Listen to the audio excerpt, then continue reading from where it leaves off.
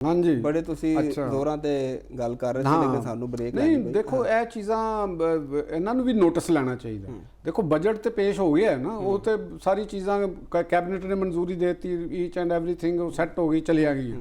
ਲੇਕਿਨ ਸਾਨੂੰ ਜਿਹੜੇ ਸਾਡੇ ਪਾਰਲੀਮੈਂਟੇਰੀਅਨਸ ਨੇ, ਸਾਡੀ ਪੋਲੀਟੀਕਲ ਕਿਆਦਤ ਹੈ, ਉਹਨਾਂ ਦੇ ਰਵੱਈਆਂ ਦੇ ਉੱਤੇ ਵੀ ਤਾਂ ਦੇਖਣਾ ਚਾਹੀਦਾ ਨਾ ਕਿ ਉਹ ਲੋਕ ਆਵਾਮ ਦੇ ਕੋਲੋਂ ਵੋਟਾਂ ਲੈ ਕੇ ਜਿਸਲੇ ਅਸੈਂਬਲੀਆਂ ਦੇ ਅੰਦਰ ਜਾਂਦੇ ਨੇ ਔਰ ਉੱਥੇ ਉਹਨਾਂ ਨੇ ਬਜਟ ਦੀ ਬਹਿਸ ਹੋਵੇ ਜਾਂ ਕਿਸੇ ਹੋਰ ਚੀਜ਼ ਦੀ ਬਹਿਸ ਹੋਵੇ ਤੇ ਉਹ ਆਪਣਾ ਰੋਲ ਕੀ ਪਲੇ ਕਰਦੇ ਨੇ।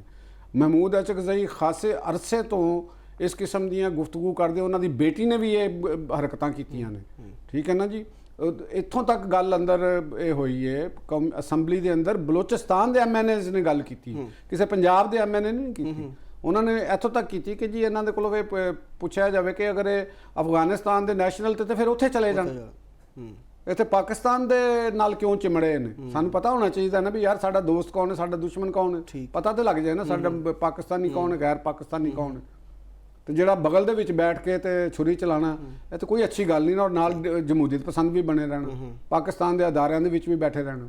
ਤੇ ਇਹ ਚੀਜ਼ਾਂ ਦੇ ਬਾਰੇ 'ਚ ਅਸੀਂ ਕਹਿੰਦੇ ਆ, ਅਸੀਂ ਇਹਦੇ ਨਾਲ ਮਕਸਦ ਕਿਸੇ ਦੀ ਰਿਸਪੈਕਟ ਨੂੰ ਡਾਊਨ ਪਲੇ ਕਰਨਾ ਨਹੀਂ ਹੁੰਦਾ। ਦੇਖੋ ਉਸ ਸੂਬੇ ਦੇ ਲੋਕ ਇਹ ਗੱਲ ਕਰ ਰਹੇ ਨੇ। ਉਹਦੇ ਨਾਲ ਇਕਬਾਲ ਅਫਰੀਦੀ ਸਾਹਿਬ ਜਿਨ੍ਹਾਂ ਦਾ ਬੇਟੇ ਨੇ ਜਾ ਕੇ ਪੋਲੀਟੀਕਲ ਅਸਾਈਲਮ ਲਿਆ, ਵਜ਼ੀਰ ਮੁਮਲਕਤ ਬਰਾਏ ਦਾਖਲਾ ਨੇ ਨੈਸ਼ਨਲ ਅਸੈਂਬਲੀ ਦੇ ਵਿੱਚ ਵੀ ਇਹ ਗੱਲ ਕੀਤੀ। ਫਿਰ ਦੁਬਾਰਾ ਉਹਨਾਂ ਨੇ ਅਸੈਂਬਲੀ ਦੇ ਵਿੱਚ ਜਾ ਕੇ ਤੇ ਫਿਰ ਉਹੀ ਸ਼ਰਾਰਤੀ ਰਵੱਈਆ ਅਖਤਿਆਰ ਕੀਤਾ ਇਕਬਾਲ ਅਫਰੀਦੀ ਨੇ। ਬੇਟਾ ਤੁਹਾਡਾ ਜਿਹੜਾ ਉਹ ਪਾਕਿਸਤਾਨ ਦਾ ਬਲੂ ਪਾਸਪੋਰਟ ਲੈ ਕੇ ਤੁਸੀਂ ਉਹਨੂੰ ਬਲੂ ਪਾਸਪੋਰਟ ਦਵਾਇਆ, ਉਹ ਪਾਕਿਸਤਾਨ ਦੀ ਬਦਨਾਮੀ ਦਾ ਬਾਇਸ ਬਣਿਆ। ਉਹਨਾਂ ਨੇ ਸਿਆਸੀ ਪਨਾਹ ਲਈ ਆਪਣਾ ਪਾਸਪੋਰਟ ਸਰੈਂਡਰ ਕੀਤਾ ਤੇ ਤੁਹਾਨੂੰ ਇਹ ਕੋਈ ਸ਼ਰਮ ਹੋਇਆ ਹੀ ਨਹੀਂ ਤੁਸੀਂ ਅਸੈਂਬਲੀ ਦੇ ਵਿੱਚ ਆ ਕੇ ਤੇ ਹਰ ਵਕਤ ਨੈਗੇਟਿਵ ਕਿਰਦਾਰ ਅਦਾ ਕਰਨਾ। ਔਰ ਸਪੀਕਰ ਸਾਹਿਬ ਨੇ ਉਹਨਾਂ ਨੂੰ ਬੈਨ ਕੀਤਾ। ਪਹਿਲੀ ਦਫਾ ਮੈਂ ਸੁਣਿਆ ਕਿ ਸਪੀਕਰ ਸਾਹਿਬ ਨੇ ਉਹਨਾਂ ਨੂੰ ਕਿਹਾ ਕਿ ਵਰਨਾ ਤੁਹਾਨੂੰ ਚੁੱਕ ਕੇ ਬਾਹਰ ਸੁੱਟ ਦਿੱਤਾ ਜਾਏਗਾ।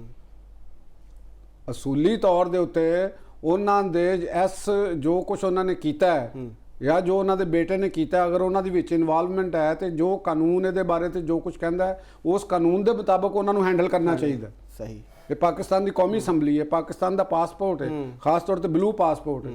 ਇਹ ਕੋਈ ਆਰੇ ਗਾਰੇ ਨੱਥੂ ਖੈਰੇ ਦੇ ਵਾਸਤੇ ਤਾਂ ਨਹੀਂ ਤੁਸੀਂ ਬਣਾਇਆ ਹੈ ਕਿ ਜਾਵੇ ਤੇ ਜੋ ਮਰਜ਼ੀ ਕਰ ਦੇਵੇ ਇਹ ਚੀਜ਼। ਔਰ ਉਹ ਫਿਰ ਪਾਕਿਸਤਾਨ ਦੇ ਵਿੱਚ ਦੰਦਰਾਂਦਾ ਵੀ ਫਿਰੇ ਔਰ ਉਹ ਕਵੇ ਕਿ ਮੇਰੇ ਵਰਗਾ ਹੈ ਹੀ ਕੋਈ ਨਹੀਂ। ਇਹ ਵੀ ਤਾਂ ਚੀਜ਼ ਹੈ ਨਾ, ਉਹਨਾਂ ਦਾ ਪਤਾ ਕਰੋ, ਉਹਨਾਂ ਦੇ ਕਾਰੋਬਾਰ ਦਾ ਪਤਾ ਕਰੋ ਕਿ ਕੀ ਕਾਰੋਬਾਰ ਕਰਦੇ ਨੇ, ਮਸੂਫ ਦਾ ਫਾਈਨੈਂਸ਼ੀਅਲ ਬੈਕਗ੍ਰਾਉਂਡ ਕੀ ਹੈ, ਇਹਨਾਂ ਦੀ ਫੈਮਿਲੀ ਦਾ ਕਾਰੋਬਾਰ ਕੀ ਹੈ। ਉਹਨਾਂ ਨੂੰ ਮੰਜ਼ਰ ਆਮ ਤੇ ਲਿਆਓ, ਕੌਮੀ ਅਸੈਂਬਲੀ ਕੀ ਉਹ ਛਾਪਿਆ ਜਾ, ਉਹਨਾਂ ਦਾ ਇਸ਼ਤਿਹਾਰਾਤ ਦਿੱਤੇ ਜਾਣ ਕਿ ਇਹਨਾਂ ਦਾ ਇਹ ਕਾਰੋਬਾਰ ਹੈਗਾ, ਤਾਂ ਕਿ ਸਾਨੂੰ ਵੀ ਤਾਂ ਪਤਾ ਚੱਲੇ ਕਿ ਨਾ ਕਿੰਨੇ ਕੁ ਵੱਡੇ ਇਹ ਲੀਡਰ ਨੇ, ਕਿੰਨੇ ਕੁ ਵੱਡੇ ਜਮਹੂਰੀਅਤ ਪਸੰਦ ਨੇ, ਪਾਕਿਸਤਾਨ ਦੇ ਅਜ਼ੀਮ ਰਹਿਨੁਮਾ ਨੇ। ਬਸ ਜੋ ਸਭ ਇਹ ਦੇਖੋ ਨਾ ਅਸ਼ਰਾਫੀਆ ਜਿਹੜੀ ਹੈ ਇਹ ਤੇ ਅਸ਼ਰਾਫੀਆ ਵੀ ਨਹੀਂ ਹੈਗੇ ਤੇ ਪਤਾ ਨਹੀਂ ਕੀ ਹੈਗੇ ਨੇ। ਚਲੋ ਜਿਹੜੀ ਚਲੋ ਸਾਹਿਬ ਇਖਤਿਆਰ ਦੇ ਨਾ, ਜਿਨ੍ਹਾਂ ਕੋਲ ਇਖਤਿਆਰ ਹੈ, ਜਿਨ੍ਹਾਂ ਨੇ ਇਖਤਿਆਰ ਵੀ ਇਹਨਾਂ ਨੂੰ ਦੇ ਦਿੱਤਾ ਗਿਆ, ਕਿਹਨਾਂ ਨੇ ਦਵਾਇਆ, ਇਸ ਕਾਬਲ ਨਹੀਂ ਹੈਗੇ।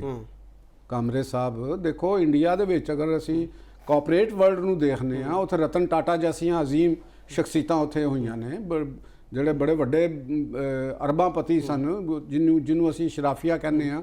ਇੰਡੀਆ ਵਾਸਤੇ, ਇੰਡੀਅਨ ਲੋਕਾਂ ਵਾਸਤੇ, ਇੰਡੀਅਨ ਮੈਸ਼ੀਅਤ ਵਾਸਤੇ ਉਹਨਾਂ ਦੀਆਂ ਖਿਦਮਾਤ ਦੇਖੋ ਕਿੱਥੋਂ ਤੱਕ ਗਈਆਂ ਹਨ। ਟਾਟਾ ਨੇ, ਬਿਰਲਾ ਨੇ, ਹੋਰ ਲੋਕ ਹੈਗੇ ਨੇ। ਪਾਕਿਸਤਾਨ ਦੇ ਵਿੱਚ ਵੀ ਜਿਹੜੀ ਪਾਰਸੀ ਕਮਿਊਨਿਟੀ ਦੇ ਲੋਕ ਸਨ ਜਿਨ੍ਹਾਂ ਨੇ ਪਾਕਿਸਤਾਨ ਦੀ ਕਰਾਚੀ ਦੀ ਤਰੱਕੀ ਵਾਸਤੇ ਆਪਣਾ ਰੋਲ ਪਲੇ ਕੀਤਾ, ਉਹ ਅਸ਼ਰਾਫੀਆ ਸਨ।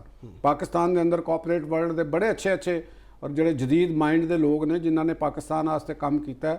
ਕਤਈ ਨਜ਼ਰ ਸਟੇਟ ਦੇ ਹੱਕ 'ਚ ਹੋਣ ਦੇ, ਗਵਰਨਮੈਂਟਾਂ ਦੇ ਹੱਕ 'ਚ ਹੋਣਗੇ। ਉਹਨਾਂ ਨੇ ਰੋਜ਼ਗਾਰ, ਖੈਰਾਤੀ ਅਦਾਰਾ ਬਣਾਉਣਾ ਤਰੱਕੀ ਨਹੀਂ ਹੈ, ਅਦਾਰਾ ਬਣਾਉਣਾ ਜਿੱਥੇ ਤੁਸੀਂ ਲੋਕਾਂ ਨੂੰ ਐਕਸਪਰਟੀਜ਼ ਦਿਓ, ਲੋਕਾਂ ਨੂੰ ਤਰੱਕੀ ਦਾ ਮੌਕਾ ਦਿਓ, ਮਿਡਲ ਕਲਾਸ ਨੂੰ ਪੈਦਾ ਜਨਰੇਟ ਕਰੋ। ਇਹ ਅਸ਼ਰਾਫੀਆ ਦਾ ਕੰਮ ਹੈਗਾ। ਅਸੀਂ ਅਸ਼ਰਾਫੀਆ ਦੇ ਖਿਲਾਫ ਨਹੀਂ ਹੈਗੇ। ਅਸ਼ਰਾਫੀਆ ਦੇ ਵਿੱਚ ਜਿਹੜੇ ਇਹ ਲੋਕ ਅਸ਼ਰਾਫੀਆ ਦੀ ਨੁਮਾਇੰਦਗੀ ਕਰਦੇ, ਇਕਬਾਲ ਅਫਰੀਦੀ ਵਰਗੇ ਕਿੱਥੋਂ ਅਸ਼ਰਾਫੀਆ ਆ ਗਈ? ਇਹਨਾਂ ਦਾ ਅਸ਼ਰਾਫੀਆ ਨਾਲ ਕੀ ਤਾਲੁਕ ਵਾਸਤਾ? ਇਹ ਘੁਸ ਬੈਠੀਏ ਨੇ, ਇਹ ਘੁਸ ਬੈਠੀਏ ਨੇ ਬਸ ਐਵੇਂ ਕਿਸੇ ਜਿਹਨੂੰ ਕਹਿੰਦੇ ਨੇ ਕਿ ਉਹ ਲੱਗ ਗਿਆ ਦਾ ਤੇ ਅਸੈਂਬਲੀ ਦੇ ਵਿੱਚ ਆ ਕੇ ਬਹਿ ਗਏ ਨੇ। ਕੋਈ ਖਰਾਤੀ ਅਦਾਰਾ ਬਣਾ ਕੇ ਬੈਠਾ, ਕੁਛ ਬਣਾ ਕੇ ਬੈਠਾ, ਅਸੈਂਬਲੀਆਂ 'ਚ ਜਾ ਕੇ ਪਾਕਿਸਤਾਨ ਦੀ ਅਸੈਂਬਲੀ ਦੀ ਕਾਰਵਾਈਆਂ ਨੂੰ ਡਿਸਟਰਬ ਕਰਦੇ ਨੇ। ਇਹ ਤਾਂ ਕੋਈ ਤਰੀਕਾਕਾਰ ਨਹੀਂ ਹੈਗਾ। ਲੇਕਿਨ ਚਲੋ ਜੋ ਵੀ ਚੋਇਸ ਆ, ਲੇਕਿਨ ਇਹ ਲੋਕ ਹੁਣ ਮੌਜੂਦ ਨੇ, ਵਸਾਇਲ ਤੇ ਵੀ ਕਾਬਜ਼ ਨੇ, ਫਾਇਦੇ ਵੀ ਚੁੱਕ ਰਹੇ ਨੇ, ਲੇਕਿਨ ਆਮ ਆਦਮੀ ਜਿਹੜਾ ਉਹ ਤੇ ਪਿਸਦਾ ਜਾ ਰਿਹਾ। ਜਿਨ੍ਹਾਂ ਦੀ ਵਜ੍ਹਾ ਨਾਲ ਹੀ ਤੇ ਗੁਰਬਤ ਜਿਹੜੀ ਹੈ ਉਹਦੀ ਸ਼ਰ੍ਹਾ 28.9% ਤੱਕ ਪਹੁੰਚ ਗਈ ਹੈ। ਤੇ ਸ਼ਹਿਰੀ ਇਲਾਕਿਆਂ 'ਚ ਗੁਰਬਤ ਜਿਹੜੀ 11% ਤੋਂ ਵੱਧ ਕੇ ਤੇ 17.4% ਹੋ ਗਈ ਹੈ ਤੇ ਦੇਹੀ ਇਲਾਕਿਆਂ ਦੇ ਵਿੱਚ 28.2% ਤੋਂ ਵੱਧ ਕੇ 36.2% ਹੋ ਗਈ ਹੈ। ਮਤਲਬ ਇੰਨੀ ਜ਼ਿਆਦਾ ਗੁਰਬਤ ਦੇ ਵਿੱਚ ਇਜ਼ਾਫਾ ਹੋ ਰਿਹਾ। ਸਾਡੀ ਜਿਹੜੀ ਆਬਾਦੀ ਹੈ ਉਹ 25 ਕਰੋੜ ਤੋਂ 20 ਲੱਖ ਹੋ ਗਈ ਹੈ। ਠੀਕ ਹੈ, ਤੇ ਇਹ ਸਾਰੇ ਮਾਮਲਾਤ ਜਿਹੜੇ ਨੇ ਚੈਲੰਜਸ ਤੇ ਹਰ ਗੁਜ਼ਰ ਦਿਨ ਨਾਲ ਵੱਧਦੇ ਜਾ ਰਹੇ ਨੇ, ਤੇ ਇਹਨਾਂ ਦਾ ਹੱਲ ਤੁਹਾਨੂੰ ਕੀ ਨਜ਼ਰ ਆਉਂਦਾ? ਦੇਖੋ ਗੱਲ ਜਿਹੜੀ ਨਾ ਕਾਮਰੇ ਸਾਹਿਬ, ਇਹ ਗੱਲ ਬਿਲਕੁਲ ਦਰੁਸਤ ਹੈ। ਆਬਾਦੀ ਦਾ ਜਿਹੜਾ ਇੱਕ ਆਬਾਦੀ ਦੀ ਨੈਚੁਰਲ ਗਰੋਥ ਹੁੰਦੀ ਹੈ। ਪਾਕਿਸਤਾਨ ਦੇ ਅੰਦਰ ਸਾਡੀ ਜਿਹੜੀ ਸਿਸਟਮ ਦਾ ਢਾਂਚਾ, ਸਾਡੀ ਸਿਆਸਤਦਾਨਾਂ ਦੀਆਂ ਕੋਤਾ ਅੰਦੇਸ਼ੀਆਂ ਦਾ ਰਿਜ਼ਲਟ ਸਾਡੇ ਇਹ ਨਿਕਲਿਆ। ਅਸੀਂ ਆਪਣੇ ਸਿਆਸੀ ਮਫਾਦਾਤ ਵਾਸਤੇ ਇੱਕ ਪਾਕਿਸਤਾਨ ਦੇ ਅੰਦਰ ਦੇਖੋ ਕਿ ਬਕੌਲ ਕਿ 25 ਲੱਖ ਤੇ ਕਸ਼ਮੀਰੀ ਮਹਾਜਰ ਦੇ ਤੌਰ ਤੇ ਰਹਿ ਰਹੇ। ਤੇ ਫਿਰ ਅਫਗਾਨ ਮਹਾਜਰੀਨ ਜਿਹੜੇ ਨੇ ਉਹਨਾਂ ਦੇ ਆਫੀਸ਼ੀਅਲੀ ਤੇ ਉਹ 15 ਲੱਖ ਨੇ, ਲੇਕਿਨ ਉਹ ਦੇਖਿਆ ਜਾਏ ਤੇ ਅਗਰ ਤੁਸੀਂ ਬਲੋਚਿਸਤਾਨ, ਕੇਪੀ, ਆਜ਼ਾਦ ਕਸ਼ਮੀਰ 'ਚ ਬੜਾ ਜੇ ਤੇ ਪੰਜਾਬ ਦੇ ਵਿੱਚ ਬੜਾ ਕੱਢੋ ਤੇ ਕਰੋੜ ਦੇ ਕਰੀਬ ਹੈਗੇ ਨੇ। ਔਰ ਇਹਦੇ 'ਚ ਹੈਰਾਨਕੁਨ ਗੱਲ ਹੈ ਕਿ ਮਾਰਕੀਟਾਂ ਦੇ ਵਿੱਚ ਵੀ ਇਹਨਾਂ ਦਾ ਹੀ ਰਾਜ ਹੈ। ਮਾਰਕੀਟਾਂ ਦੇ ਵਿੱਚ ਨੇ ਜਾਲੀ ਸ਼ਨਾਖਤੀ ਕਾਰਡ ਲਏ ਨੇ, ਗੁੱਡਸ ਟਰਾਂਸਪੋਰਟ ਕਰਾਚੀ ਦੇ ਵਿੱਚ ਕਿੰਨਾ ਉਦਮ ਮਚਾਈ ਰੱਖਿਆ ਟਰਾਲਿਆਂ ਦੇ ਜ਼ਰੀਏ ਤੇ ਉਹਨਾਂ ਦੇ ਮਾਮਲਾਤ ਉੱਤੇ। ਅਸੂਲੀ ਤੌਰ ਤੇ ਫੈਡਰੇਸ਼ਨ ਨੂੰ ਔਰ ਸੂਬਿਆਂ ਨੂੰ ਜਿਸ ਵੇਲੇ ਤੱਕ ਫਾਟਾ ਸੀ, ਅਸੂਲੀ ਤੌਰ ਤੇ ਇਹ ਹੋਣਾ ਚਾਹੀਦਾ ਕਿ ਜੇ ਫਾਟਾ ਦੇ ਰਿਹਾਇਸ਼ੀਆਂ ਵਾਸਤੇ ਦੂਸਰੇ ਸੂਬਿਆਂ ਦੇ ਵਿੱਚ ਜ਼ਮੀਨ ਖਰੀਦਣ ਦੇ ਉੱਤੇ ਪਾਬੰਦੀ ਲਾਣੀ ਚਾਹੀਦੀ ਸੀ, ਕਿਉਂਕਿ ਜਿਸ ਵੇਲੇ ਪਾਕਿਸਤਾਨ ਦੇ ਸ਼ਹਿਰੀਆਂ ਨੂੰ ਉਹਨਾਂ ਇਲਾਕਿਆਂ ਦੇ ਵਿੱਚ ਜ਼ਮੀਨ ਦੀ ਮਲਕੀਅਤ ਖਰੀਦਣ ਦਾ ਹੱਕ ਨਹੀਂ ਹੈਗਾ ਤੇ ਉਹਨਾਂ ਨੂੰ ਇੱਥੇ ਕਿਉਂ ਹੱਕ ਦਿੱਤਾ ਹੈ? ਦੇਖੋ ਨਾ ਕਿੰਨੀ ਵੱਡੀ ਜ਼ਿਆਦਤੀ ਪਾਕਿਸਤਾਨ ਦੇ ਆਵਾਮ ਦੇ ਨਾਲ। ਤੇ ਐਨਜੀ ਜਿਹੜੇ ਉੱਥੇ ਕਸ਼ਮੀਰੀ ਮਹਾਜਰ ਜਿਨ੍ਹਾਂ ਨੂੰ ਅਸੀਂ ਕਹਿੰਦੇ ਆ, ਅੱਜ ਉੱਥੇ ਉਹ ਕਸ਼ਮੀਰ ਯਕਜਹਤੀ ਕਮੇਟੀ ਦੇ ਨਾਂ ਤੇ ਕੋਈ ਫਲਾਨਾ ਅਮੀਰ ਹੈ ਤੇ ਉਹ ਫਲਾਨਾ ਸਰਦਾਰ ਹੈ ਤੇ ਹੈ ਕੋਈ ਦੁਕਾਨਦਾਰ ਹੈ ਤੇ ਕੋਈ ਬੇਕਰੀ ਕਰਦਾ ਪਿਆ ਤੇ ਕੋਈ ਕੁਛ ਕਰਦਾ ਪਿਆ ਤੇ ਉਹ ਜਾ ਕੇ ਤੇ ਉਹ ਪਾਕਿਸਤਾਨ ਨੂੰ ਤੜੀਆਂ ਲਾ ਰਹੇ ਨੇ। ਔਰ ਉਹ ਹੈ ਉਹਨਾਂ ਦੀ ਔਕਾਤ ਇੱਕ ਟਕੇ ਦੀ ਵੀ ਨਹੀਂ ਹੈਗੀ। ਜੇ ਇੰਨੇ ਜੋਗੇ ਹੁੰਦੇ ਤੇ ਜਾ ਕੇ ਤੇ ਡੋਗਰਾ ਰਾਜ ਦੇ ਕੋਲੋਂ ਨੱਸ ਕੇ ਆਂਦੇ, ਕੁਝ ਕਰ ਲੈਂਦੇ ਨਾ ਉੱਥੇ। ਦੇਖੋ ਨਾ, ਪਾਕਿਸਤਾਨ ਨੇ ਤਾਂ ਸ਼ੁਰੂ ਤੋਂ ਉਹਨਾਂ ਨੂੰ ਸਪੋਰਟ ਕੀਤਾ ਹੈ। ਉੱਥੇ ਹਰ ਚੀਜ਼ ਆਪਣਾ ਪੇਟ ਕੱਟ ਕੇ ਤੇ ਆਜ਼ਾਦ ਕਸ਼ਮੀਰ ਦੇ ਲੋਕਾਂ ਨੂੰ ਤੇ ਉੱਥੇ ਬੈਠੇ ਦੇਖੋ ਆਜ਼ਾਦ ਕਸ਼ਮੀਰ ਦੇ ਵਿੱਚ ਸਭ ਤੋਂ ਵੱਡੀ ਸਿੰਗਲ ਆਬਾਦੀ ਕੌਣ ਹੈਗੇ ਨੇ? ਉਹ ਗੁੱਜਰ ਟ੍ਰਾਈਬਸ ਨੇ।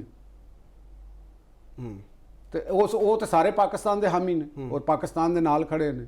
ਇਹ ਲਗੜ ਬਗੜ ਕੌਣ ਹੈਗੇ ਨੇ ਜਿਹੜੇ ਪਾਕਿਸਤਾਨ ਨੂੰ ਚਮੜੇ ਨੇ? ਐਨਜੀ ਜਿਹੜੇ ਕਬਾਇਲੀ ਇਲਾਕਿਆਂ ਦੇ ਪਾਕਿਸਤਾਨ ਦੀਆਂ ਮੁਲਾਜ਼ਮਤਾਂ ਲੈ ਕੇ ਤੇ ਸਟੇਟ ਦੇ ਉੱਤੇ ਬੈਠੇ ਨੇ ਤੇ ਸਟੇਟ ਤੇ ਹੀ ਹਮਲਾਵਰ ਨੇ।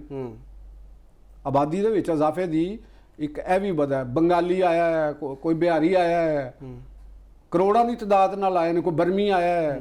ਔਰ ਤੇ ਸਭ ਇੱਥੇ ਤੇ ਆਵੇ ਨਾ, ਹੁਣ ਚਲੋ ਕੁਝ ਸਖਤੀ ਹੋਈ, ਕੋਈ ਕੰਪਿਊਟਰਾਈਜ਼ ਚੀਜ਼ਾਂ ਹੋਈਆਂ, ਪਰ ਜਿਹਦਾ ਦਿਲ ਕੀਤਾ ਜਿੱਥੇ ਗਿਆ ਡੋਮਿਸਾਈਲ ਬਣਵਾ ਕੇ ਤੇ ਆਪਣੇ ਫੈਮਿਲੀ ਟਰੀ ਤੱਕ ਬਦਲ ਲਏ। ਤੇ ਤੁਹਾਨੂੰ ਇਹ ਸ਼ਰਮ ਨਹੀਂ ਆਉਂਦੀ ਆਪਣੇ ਆਪ ਦੇ ਕਿ ਤੁਸੀਂ ਇਸ ਜ਼ਮੀਨ ਦੇ ਉੱਤੇ, ਇਸ ਧਰਤੀ ਦੇ ਉੱਤੇ ਰਹਿੰਦੇ ਪਏ ਤੇ ਅੱਜ ਇਹਦੀ 25 ਕਰੋੜ ਆਬਾਦੀ ਹੋ ਗਈ। ਇਹਨੂੰ ਕਿਵੇਂ ਚਲਾਓਗੇ ਤੁਸੀਂ? ਇੱਕ ਦੂਸਰੇ ਨੂੰ ਮਾਰਨਗੇ, ਲੜਨਗੇ। ਵਸਾਇਲ ਜਿਹੜੇ ਨੇ ਉਹ ਜ਼ਾਹਿਰ ਉਹਨਾਂ ਦੇ ਜ਼ਮੀਨ ਨੇ ਤੇ ਨਹੀਂ ਵਧਣਾ, ਜ਼ਮੀਨ ਤੇ ਓਨੀ ਹੈ ਨਾ। ਉਹਦੇ ਵਿੱਚੋਂ ਤੁਸੀਂ ਬੰਦੇ ਲਿਆ ਕੇ ਤੇ ਅੱਧੇ ਬੰਦਿਆਂ ਨੂੰ ਗੁਲਾਮ ਬਣਾਓਗੇ, ਅੱਧੇ ਬੰਦਿਆਂ ਨੂੰ ਆਕਾ ਬਣਾਓਗੇ। ਦੇਖੋ ਨਾ, ਈਦ ਆਈ ਜਦੋਂ ਛੁੱਟੀਆਂ ਹੋਈਆਂ ਤੇ ਲਾਹੌਰ ਆਪਣੀ ਅਸਲ ਟ੍ਰੈਫਿਕ ਚੀਜ਼ਾਂ ਵਾਪਸ ਆਈਆਂ ਤੇ ਖੁੱਲਾ ਲੱਗ ਰਿਹਾ ਸੀ ਕਿ ਹੈ ਹੀ ਕੁਛ ਨਹੀਂ। ਤੁਸੀਂ ਅੰਦਾਜ਼ਾ ਲਾ ਲਓ ਕਿ ਕਰਾਚੀ ਦੀ ਆਬਾਦੀ ਦੇ ਵਿੱਚ, ਮੈਂ ਇੱਕ ਦੋਸਤ ਨਾਲ ਗੱਲ ਕਰ ਰਿਹਾ ਸੀ ਜੋ ਕਰਾਚੀ ਮੈਂ ਤਰੱਕੀਆਤੀ ਕਰ, ਮੈਂ ਕਿਹਾ ਜਿਸ ਤਰ੍ਹਾਂ ਦੀ ਕਰਾਚੀ ਦੀ ਆਬਾਦੀ ਜਿੰਨੀ ਜ਼ਿਆਦਾ ਨਾ, ਇੱਥੇ ਤੁਸੀਂ ਜੋ ਮਰਜ਼ੀ ਕਰ ਲਓ, ਇਹ ਠੀਕ ਨਹੀਂ ਹੋ ਸਕਦਾ। ਸਹੀ। ਮੈਂ ਤੁਹਾਨੂੰ ਉੱਥੇ ਤੁਸੀਂ ਕਹਿ ਰਹੇ ਆਬਾਦੀ ਦੀ ਮੈਨੇਜਮੈਂਟ, ਆਬਾਦੀ ਦੀ ਇੰਨੀ ਮੈਨੇਜਮੈਂਟ ਹੈ, ਉੱਥੇ ਵਸਾਇਲ ਇੰਨੇ ਜ਼ਿਆਦਾ ਚਾਹੀਦੇ ਨੇ। ਤੁਹਾਡਾ ਇਨਫਰਾਸਟ੍ਰਕਚਰ ਕਿੰਨਾ ਯੂਜ਼ ਹੋ ਰਿਹਾ ਤੇ ਉਹ ਜਿਹੜੇ ਇਨਫਰਾਸਟ੍ਰਕਚਰ ਯੂਜ਼ ਕਰ ਰਹੇ ਨੇ ਉਹ ਕਰਾਚੀ ਨੂੰ ਦੇ ਨਹੀਂ ਕੁਛ ਰਹੇ। ਕੀ ਦੇ ਰਹੇ ਨੇ? ਲਾਹੌਰ ਦੇ ਵਿੱਚ ਵੀ ਲਾ ਲਓ ਨਾ, ਜਿਹੜਾ ਇੱਥੇ ਜਿਹੜੇ ਦੂਸਰੇ ਸੂਬਿਆਂ ਦੇ ਤੋਂ ਆਇਆ, ਕੋਈ ਵਜ਼ੀਰਸਤਾਨ ਤੋਂ ਆਇਆ, ਕਿਸੇ ਕੋ ਕਿਧਰੋਂ ਆਇਆ, ਉਹ ਕਿਸੇ ਨੇ ਕੋਟ ਜੀ ਮੋਢੇ ਤੇ ਰੱਖੇ ਨੇ, ਕਿਸੇ ਨੇ ਉਹ ਸੜਕਾਂ ਦੇ ਉੱਤੇ ਲਾ ਕੇ ਬੈਠਾ। ਯਾਨੀ ਇਹ ਸਾਡਾ ਇਨਫਰਾਸਟ੍ਰਕਚਰ ਇੱਥੋਂ ਦਾ ਇਸਤੇਮਾਲ ਹੋ ਰਿਹਾ, ਉਹ ਪੈਸੇ ਕਮਾ ਰਹੇ ਨੇ, ਇਨਫਰਾਸਟ੍ਰਕਚਰ ਸਾਡਾ ਟੁੱਟ ਰਿਹਾ। ਟੈਕਸ ਉਹਨਾਂ ਦਾ 1 ਰੁਪਈਆ ਨਹੀਂ ਹੈਗਾ। ਸਹੀ ਹੈ। ਮੈਂ ਤੇ ਕਹਿੰਦਾ ਸਾਰੀਆਂ ਸਸਤੀਆਂ ਚੀਜ਼ਾਂ ਸਮਗਲ ਸ਼ੁਦਾ ਕੁਝ ਤੇ ਪੂਰਾ ਨੈਟਵਰਕ ਤੇ ਪਹੁੰਚਦਾ। ਅੰਦਾਜ਼ਾ ਇਹ ਲਾ ਲਓ ਕਿ ਲਾਹੌਰ ਦੇ ਅੰਦਰ ਦੁਕਾਨਾਂ ਖੁੱਲੀਆਂ ਹੋਈਆਂ ਨੇ, ਉੱਤੇ ਲਿਖਿਆ ਹੈ ਕਿ ਜਾਸੂਸੀ ਕੇ ਹਾਲਾਤ ਯਹਾਂ ਸੇ ਖਰੀਦੇ। ਇਹ ਕਿਹੜੀ ਜਗ੍ਹਾ ਤੇ ਵੈਸੇ? ਇਹ ਲਾਹੌਰ ਦੀ ਮਜ਼ੰਗ ਚੁੰਗੀ ਚਲੇ ਜਾਓ, ਅੱਛਾ, ਦੁਕਾਨ ਤੇ ਲਿਖਿਆ ਅੱਜ ਬਾਹਰ ਬੋਰਡ ਪੜ੍ਹ ਲਓ। ਕੋਈ ਲੈ ਲਈ ਲੈਣੇ ਕੋਈ ਦੋ ਉਹੀ ਨਾ, ਜਦੋਂ ਤੁਹਾਡੇ ਆਪਣੇ ਸ਼ਹਿਰ ਦੇ ਵਿੱਚ ਜਸੂਸੀ ਦੇ ਹਾਲਾਤ ਵਿਕ ਰਹੇ ਨੇ ਤੇ ਤੁਸੀਂ ਜਸੂਸਾਂ ਨੂੰ ਫੜੋਗੇ ਕਿੱਥੇ, ਗੈਰ ਮੁਲਕੀਆਂ ਨੂੰ? ਠੀਕ ਹੋ ਗਿਆ ਜੋ ਸਾਹਿਬ। ਤੁਹਾਡਾ ਨੈਟਵਰਕ ਕਿੱਥੇ ਵੇ, ਤੁਹਾਡੀ ਮੁਖਬਰੀ ਦਾ ਸਿਲਸਿਲਾ ਤੁਹਾਡਾ ਕਿੱਥੇ ਵੇ, ਸਾਡੇ ਅਦਾਰਿਆਂ ਦਾ? ਉਹਨਾਂ ਨੂੰ ਇਹ ਨਹੀਂ ਪਤਾ ਲੱਗਦਾ ਕਿ ਅਸੀਂ ਇਹ ਦੁਕਾਨਦਾਰਾਂ ਨੂੰ ਕਿਸ ਤਰ੍ਹਾਂ ਲਿਆਉਣਾ ਹੈ। ਇਹ ਜਿੰਨੇ ਵੈਂਡਰ ਫਿਰ ਰਹੇ ਨੇ, ਕੋਈ ਕਿਸੇ ਨੇ ਕੋਟ ਪਾਇਆ, ਕਿਸੇ ਨੇ ਗਲ ਘੜੀਆਂ ਦਾ ਬਗ ਚੁੱਕਿਆ, ਕਿਸੇ ਜਗ੍ਹਾ ਬੈਠ ਜਾਂਦਾ, ਇਹ ਸਾਰਿਆਂ ਦੀ ਰਜਿਸਟ੍ਰੇਸ਼ਨ ਹੋਣੀ ਚਾਹੀਦੀ। ਇਹਨਾਂ ਦੇ ਕੋਲੋਂ ਪਰ ਡੇ ਦੇ ਹਿਸਾਬ ਨਾਲ ਪੈਸੇ ਲੈਣੇ ਚਾਹੀਦੇ ਨੇ ਕਿ ਸਭ ਲਾਹੌਰ ਦਾ ਇਨਫਰਾਸਟ੍ਰਕਚਰ ਯੂਜ਼ ਕਰ ਰਹੇ ਨੇ, ਮਿਊਨਿਸਪੈਲਿਟੀ ਦਾ। ਇੰਜ ਕਰਾਚੀ ਵਾਲਿਆਂ ਨੂੰ ਵੀ ਕਰਨਾ ਚਾਹੀਦਾ। ਇਹਨਾਂ ਕੋ ਵੈਸੇ ਪਰ ਡੇ ਤੇ ਪੇ ਕਰਦੇ ਨੇ, ਨਹੀਂ, ਲੇਕਿਨ ਉਹ ਰੇਹੜੀ ਵਾਲੇ ਨੇ। ਨਹੀਂ, ਇਹ ਜਿਹੜੇ ਵੀ ਲੋਕ ਨੇ ਉਹ ਪਰ ਡੇ ਪੇ ਕਰ ਸਰਕਾਰ ਨੂੰ ਨਹੀਂ, ਜਿਹੜੇ ਮਾਫੀਆ ਦੇ ਨਾਲ ਉਹ ਮਾਫੀਆ ਨੂੰ ਜਿਨ੍ਹਾਂ ਨੂੰ ਬਿਠਾਉਂਦੇ ਨੇ ਨਾ, ਇਹ ਸਰਕਾਰ ਲਵੇ। ਸਰਕਾਰ ਲਵੇ ਮਾਫੀਆ ਨੂੰ ਜ਼ਰਾ ਰਗੜਨ, ਉਹ ਸੀਸੀਡੀ ਨੂੰ ਜ਼ਰਾ ਮਜ਼ੀਦ ਇੱਧਰ ਦਾ ਵੀ ਰੁਖ ਕਰਾਉਣ। ਇੰਜ ਕਰਾਚੀ ਵਾਲੇ ਵੀ ਜਿਹੜੇ ਕਰਾਚੀ ਦੀ ਜਿਹੜੀ ਬਲਦੀਆ ਹੈ, ਉਹ ਜਿਹੜੇ ਕਰਾਚੀ ਦੀ ਸੜਕਾਂ ਦੇ ਉੱਤੇ ਐਵੇਂ ਠੇਲੇ ਲਾ ਕੇ ਬੈਠੇ ਨੇ, ਕੋਈ ਕਿਸੇ ਸੂਬੇ ਦੇ ਵਿੱਚੋਂ ਆਇਆ, ਚਾਹੇ ਪੰਜਾਬ ਚੋਂ ਗਏ ਨੇ ਜੀ, ਜਿੱਥੋਂ ਮਰਜ਼ੀ ਗਏ ਨੇ, ਉਹਨਾਂ ਦੇ ਕੋਲ ਉਹਨਾਂ ਨੂੰ ਸਾਰਿਆਂ ਨੂੰ ਉਹਨਾਂ ਦਾ ਸ਼ਨਾਖਤੀ ਕਾਰਡ ਦੇ ਨਾਲ ਫਿਰਨ, ਉਹ ਸੜਕਾਂ ਦੇ ਉੱਤੇ ਫਿਰ ਰਹੇ ਨੇ, ਉਹਦਾ ਇਨਫਰਾਸਟ੍ਰਕਚਰ ਯੂਜ਼ ਕਰ ਰਹੇ ਨੇ, ਉਹਦੇ ਕਰਾਚੀ ਗਵਰਨਮੈਂਟ ਨੂੰ ਪੈਸੇ ਦੇਣ। ਠੀਕ ਹੋਗਾ ਜੋ ਸਰ, ਤੁਸੀਂ ਵੀ ਇਜ਼ਾਫੀ ਵਕਤ ਯੂਜ਼ ਕਰ ਰਹੇ ਹੋ। ਅਸੀਂ ਇਸ ਪਾਕਿਸਤਾਨੀ ਆ, ਸਾਨੂੰ ਨਹੀਂ ਪਤਾ ਹੈ ਕਿ ਅਸੀਂ ਅੱਛਾ, ਤੁਸੀਂ ਜਿੱਥੇ ਦਾਲ ਲੱਗੇ ਲਾ ਲਓ। ਨਹੀਂ, ਇੱਥੇ ਹੁਣ ਫੁੱਲ ਸਟਾਪ ਲਾ ਲਓ। ਚਲੋ ਠੀਕ ਹੋ ਗਿਆ। ਅੱਛਾ।